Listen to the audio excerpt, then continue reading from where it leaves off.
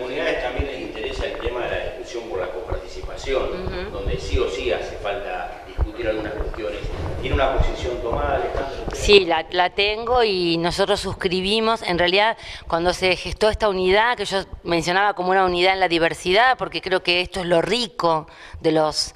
digamos, el peronismo tiene una tradición frentista, el movimiento nacional tiene una tradición frentista, pero me parece que estas elecciones han actualizado esa manera de concebir la construcción política y creo que la tenemos que acentuar incluso. Y bueno, te decía, nosotros en su momento,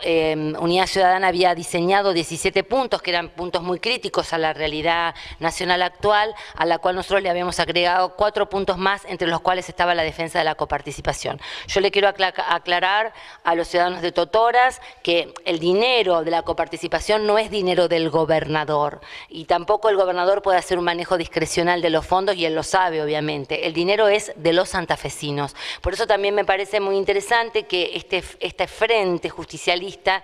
tenga un concepto muy provincial de sí mismo, en el sentido de que a mí me gusta mucho esto de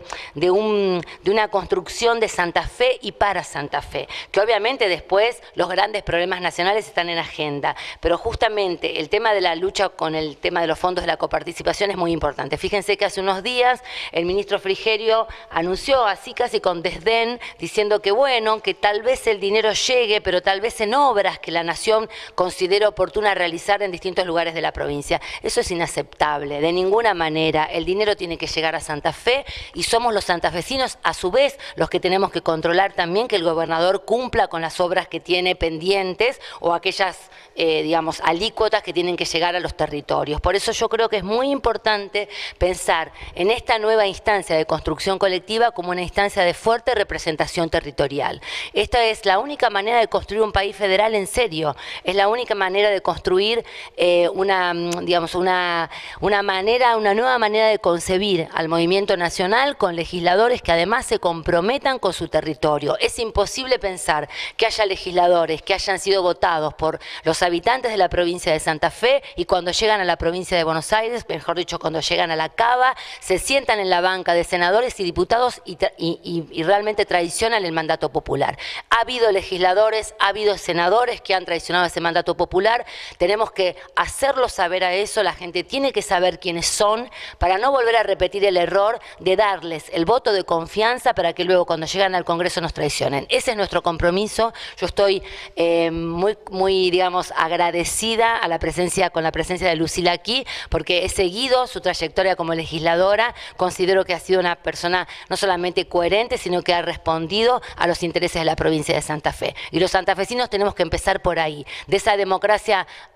representativa de emitir el voto y olvidarnos, tenemos que reemplazarla por una democracia participativa en la cual sepamos claramente qué hacen los legisladores con la voluntad popular. Alejandra, ¿y su visión acerca de la justicia a nivel nacional, ahora que has tomado un poquito de distancia y la ves de otro modo? Yo nunca perdí mi condición de sujeto político estando dentro de la justicia, porque si bien no lo era en términos partidarios, porque tenía un mandato constitucional, que es el mandato de la imparcialidad de los jueces, y lo cumplía a rajatabla, creo que siempre miré críticamente, y cuando digo críticamente no es criticando sino poniendo en crisis algunas cuestiones que me parecía que o eran obsoletas o había que adaptarla a los tiempos que corrían. Con lo cual sigo con mi visión. En su momento formé parte de la filial Rosario de Justicia Legítima, con todo lo que esto implicaba,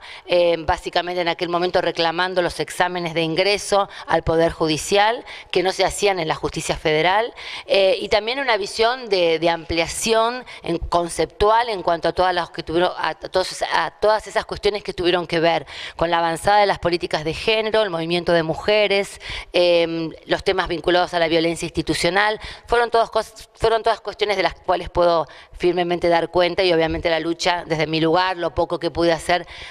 con los temas vinculados a la narcocriminalidad, que ha azotado a esta provincia de manera notoria. ¿Y hubo relación del gobierno con el narcotráfico? Yo no lo puedo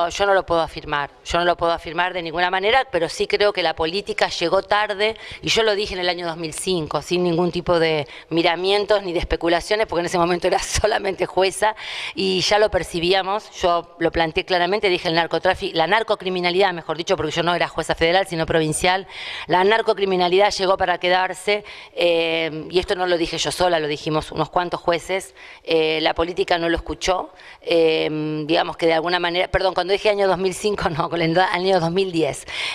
la política no lo escuchó, no lo quiso escuchar o no lo pudo escuchar, que a veces es más grave. A veces la sordera política no se debe solamente a malas intenciones, sino a una percepción distorsionada de lo que está ocurriendo en el territorio y de lo que estaba ocurriendo en el territorio. Y en toda su lucha, en sus investigaciones, ¿qué lugar ocupa, incluso desde la visión política, la sospecha,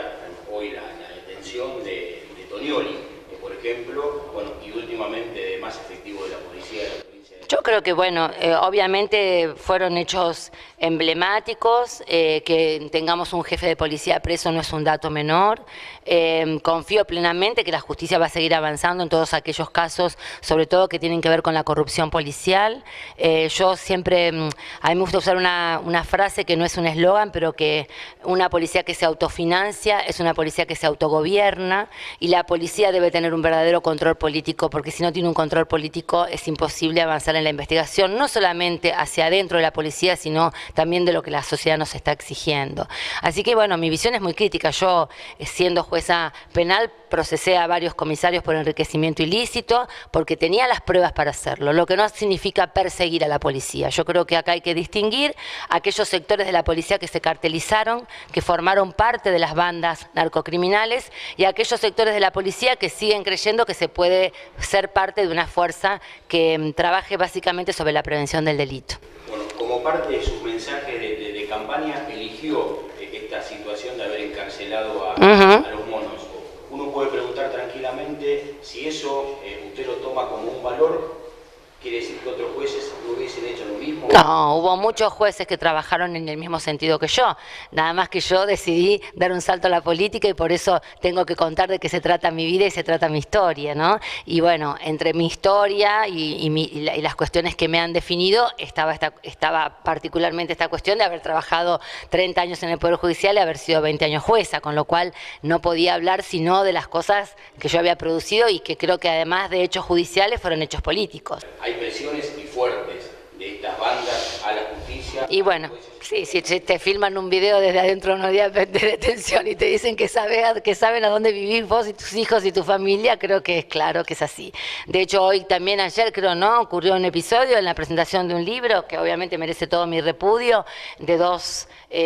periodistas rosarinos que, bueno, más allá de que uno puede estar de acuerdo o no con el contenido del libro, era su versión acerca de lo que significó la banda de los monos, y creo que hubo algún tipo de amedrentamiento por parte de los familiares, que obviamente operan desde afuera, porque la detención de las cabezas de las bandas no significa la desarticulación total de una banda, esto está claro, pero esto también es cierto que, y yo todavía estoy esperando, te aclaro, que alguien me explique cómo se filmó ese video. Y ahora nos quedamos con el tema de seguridad, que también va a tener un debate, lo ha tenido y seguirá teniendo un debate fuerte en la Cámara de Diputados.